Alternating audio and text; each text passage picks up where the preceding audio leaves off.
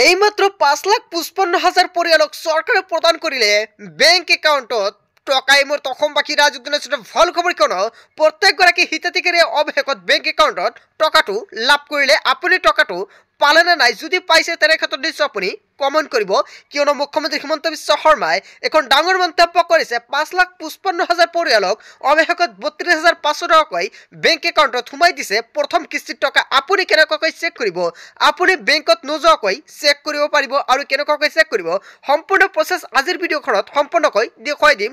আপুনি প্ৰথমতে আপোনাৰ মোবাইল ফোনৰ পৰা যিকোনো এটা ব্ৰাউজাৰ অপেন কৰিব।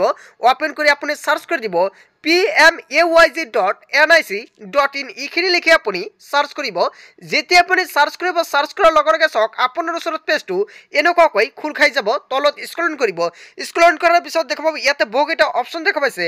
আপুনি দেখা পাব ইয়াতে ষ্টেক হোল্ডাৰ, আপুনি ইয়াতে ক্লিক কৰি দি দিব। দি দিয়াৰ পিছত তলত দেখা পাব ইয়াতে এটা অপশ্যন দেখা পাইছে আপুনি IAY by PMAYG beneficiary. Just আপুনি ইয়াতে ক্লিক কৰিব। ক্লিক কৰাৰ লগে লগে অলপ সময় ৱেইট কৰিব। ৱেইট কৰাৰ পিছত দেখা পাব আপোনাৰ ওচৰত পেজটো এনেকুৱাকৈ সম্পূৰ্ণকৈ খোল খাই যাব। এতিয়া চাওক আপোনাৰ ওচৰত পেজটো এনেকুৱাকৈ খোল খাই যাব। আপুনি তলত স্ক্ৰল কৰিব। স্ক্ৰল কৰাৰ পিছত দেখা পাব ইয়াতে ইণ্টাৰ ৰেজিষ্ট্ৰেশ্যন নাম্বাৰ। ইয়াতে আপোনাৰ চৰকাৰী ঘৰৰ ৰেজিষ্ট্ৰেশ্যন নাম্বাৰটো বহাই দি দিব। বহাই দি দিয়াৰ পিছত তলত দেখা পাব ইয়াতে ছাবমিট। আপুনি ছাবমিট বাটনত ক্লিক কৰিব। চ' বন্ধু বান্ধৱীসকল, এতিয়া আপুনি চৰকাৰী ঘৰৰ ৰেজিষ্ট্ৰেশ্যন নাম্বাৰটো ক'ত পাব? যদি আপোনালোকৰ ঘৰৰ ৰেজিষ্ট্ৰেশ্যন নাম্বাৰটো নাই তেনে ক্ষেত্ৰত আপুনি ওপৰত দেখা পাব 3 লাইন। আপুনি 3 লাইনত ক্লিক কৰিব। ক্লিক কৰাৰ পিছত তলত দেখা পাব ইয়াতে আৱাজ সফ্ট। আপুনি আৱাজ সফ্টত ক্লিক কৰিব। ক্লিক কৰাৰ পিছত একেবাৰে তলত আহি দেখা পাব ইয়াতে ৰিপৰ্ট বুলি এটা অপশ্যন, আপুনি ৰিপৰ্টত ক্লিক কৰিব। যেতিয়া আপুনি ৰিপৰ্টত ক্লিক কৰিব, চাওক আপোনাৰ ওচৰত পেজটো এনেকুৱাকৈ খোল খাই যাব। এতিয়া আপুনি একেবাৰে তলত আহি যাব। তলত আহি যোৱাৰ পিছত ইয়াতে আপুনি এটা অপশ্যন দেখা পাইছে বেনিফিচিয়াৰী ডিটেইলছ ফৰ ভেৰিফিকেশ্যন। ইয়াতে ক্লিক কৰিব। ক্লিক কৰাৰ লগে লগে অলপ সময় ৱেইট কৰিব। এতিয়া তলত দেখা পাব ইয়াতে অল ষ্টেট, ইয়াতে ক্লিক কৰিব। ইয়াৰ পৰা আপোনাৰ ষ্টেটটো চিলেক্ট কৰিব। চিলেক্ট কৰাৰ পিছত তলত স্ক্ৰল কৰি দেখা পাব আকৌ চিলেক্ট, ইয়াতে ক্লিক কৰিব। ইয়াৰ পৰা আপোনাৰ যিখন ডিষ্ট্ৰিক্টটো চিলেক্ট কৰিব লাগিব। তাৰপিছত তলত স্ক্ৰল কৰি আকৌ চিলেক্টত আহিব। তলত স্ক্ৰল কৰি দেখা পাব ইয়াতে আপোনাৰ ব্লকটো আপুনি চিলেক্ট কৰিব। তাৰপিছত তলত দেখা পাব আকৌ চিলেক্ট। ইয়াৰ পৰা আপোনাৰ যিখন পঞ্চায়তটো আপুনি চিলেক্ট কৰি লৈ ল'ব। লৈ লোৱাৰ পিছত একেবাৰে তলত আহি দেখা পাব ইয়াতে আকৌ চিলেক্ট, ইয়াতে ক্লিক কৰিব। ইয়াৰ পৰা আপোনাৰ ইয়াতো চিলেক্ট কৰিব লাগিব। চাওক 2023-24 আপুনি এইটো চিলেক্ট কৰিব। তাৰপিছত তলত আহি দেখা পাব আকৌ চিলেক্ট, ইয়াতে ক্লিক কৰিব। ইয়াতে চাওক দেখা পাইছে প্ৰধানমন্ত্ৰী আৱাস যোজনা গ্ৰামীণ। জাষ্ট আপুনি ইয়াতে ক্লিক কৰিব। ক্লিক কৰাৰ লগে লগে অলপ সময় ৱেইট কৰিব। তলত স্ক্ৰল কৰি দেখা পাব ইয়াতে এখন কেপচা 54-80। কোনোবা ক্ষেত্ৰত কিন্তু আপোনাৰ ইয়াতে মাইনাছ আহিব পাৰে। সেয়ে আপুনি সম্পূৰ্ণকৈ ইয়াতে টোটালি বহাই দি দিব লাগিব। বহাই দি দিয়াৰ পিছত যেতিয়া আপুনি ছাবমিটত ক্লিক কৰিব, ক্লিক কৰাৰ লগে লগে অলপ সময় ৱেইট কৰিব।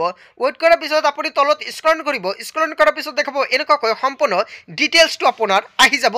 এতিয়া চাওক ইয়াতে এইখন হ'ল আপোনাৰ লিষ্ট, আৰু এইখন লিষ্টৰ পৰাই কিন্তু আপোনাৰ নামটো ওলাই ল'ব লাগিব।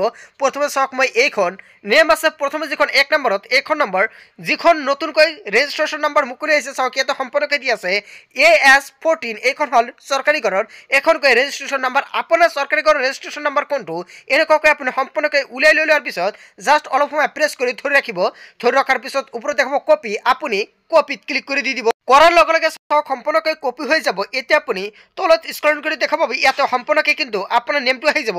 ইয়াতে আপোনাৰ কিমান চনত চৰকাৰী ঘৰটো আবেদন কৰিছিলে সম্পূৰ্ণ ডিটেইলছটো আহি যাব।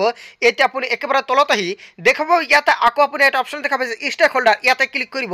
ক্লিক কৰাৰ পিছত দেখা পাব ইয়াতে IAY by PMAYG বেনিফিচিয়াৰী, ইয়াতে ক্লিক কৰিব। ক্লিক কৰাৰ পিছত তলত স্ক্ৰল কৰি দেখা পাব ইয়াতে ৰেজিষ্ট্ৰেশ্যন নাম্বাৰ। এতিয়া আপুনি যিখন ৰেজিষ্ট্ৰেশ্যন নাম্বাৰটো কপি কৰিছে জাষ্ট ইয়াতে অলপ সময় প্ৰেছ কৰি ধৰি ৰাখি পেষ্ট কৰি দি দিব। দি দিয়াৰ পিছত তলত দেখা পাব ইয়াতে ছাবমিট। আপুনি ছাবমিট বাটনত ক্লিক কৰিব। যেতিয়া আপুনি ছাবমিটত ক্লিক কৰিব, ক্লিক কৰাৰ লগে লগে চাওক এনেকুৱাকৈ সম্পূৰ্ণ ডিটেইলছটো আহি যাব। এতিয়া আপুনি তলত স্ক্ৰল কৰিব। স্ক্ৰল কৰাৰ পিছত কিন্তু সম্পূৰ্ণ ডিটেইলছ সহকাৰে আপুনি দেখা পাব আপোনাৰ চৰকাৰী ঘৰৰ টকাটো সোমাইছে নে নাই। যদি সোমাইছে তেনে ক্ষেত্ৰত নিশ্চয় কিন্তু এনেকুৱাকৈ আহি যাব। চাওক ইয়াতে এমাউণ্টটো সম্পূৰ্ণকৈ দি আছে 32,500। আপোনাৰ একাউণ্টে কিন্তু 32,500 টকাকৈ চৰকাৰে প্ৰদান কৰিব। আৰু তাৰ বাবে চৰকাৰী ঘৰৰ যিখন নতুন লিষ্ট, আপুনি লিষ্টটো ক'ত পাব? চ' বন্ধু বান্ধৱীসকল, লিষ্টটো চোৱাৰ কাৰণে আপোনাৰ যিখন গ্ৰাম পঞ্চায়তৰ পৰা কিন্তু কিন্তু আপোনাৰ ৰেজিষ্ট্ৰেশ্যন নাম্বাৰটো লৈ আহিব লাগিব আৰু যদি আপুনি অনলাইনৰ মাধ্যমত এনেকুৱাকৈ চেক কৰে তেনে ক্ষেত্ৰত কিন্তু কৰিব নোৱাৰিব প্ৰথমতে চাওক সম্পূৰ্ণকৈ কেনেকুৱাকৈ আপুনি চেক কৰিব অল প্ৰচেছটো আপোনালোকক দেখাই দিলোঁ চ' বন্ধু বান্ধৱীসকল আজিৰ মূল ভিডিঅ'খনত আপোনালোকক এইখিনি সৰু এটা ইনফৰমেশ্যন দিবলগীয়া আছিলে ভিডিঅ'টি ভাল লাগিলে লাইক কমেণ্ট শ্বেয়াৰ কৰিব আৰু যদি এতিয়ালৈকে চেনেলটি ছাবস্ক্ৰাইব কৰা নাই তেন্তে এনেকুৱাকৈ নতুন নতুন ইনফৰমেটিভ তথা হেল্পফুল ভিডিঅ' পাবলৈ হ'লে চেনেলটি ছাবস্ক্ৰাইব কৰিবলৈ নাপাহৰিব চ' থেংক ইউ ফৰ ৱাচিং ফুল ভিডিঅ'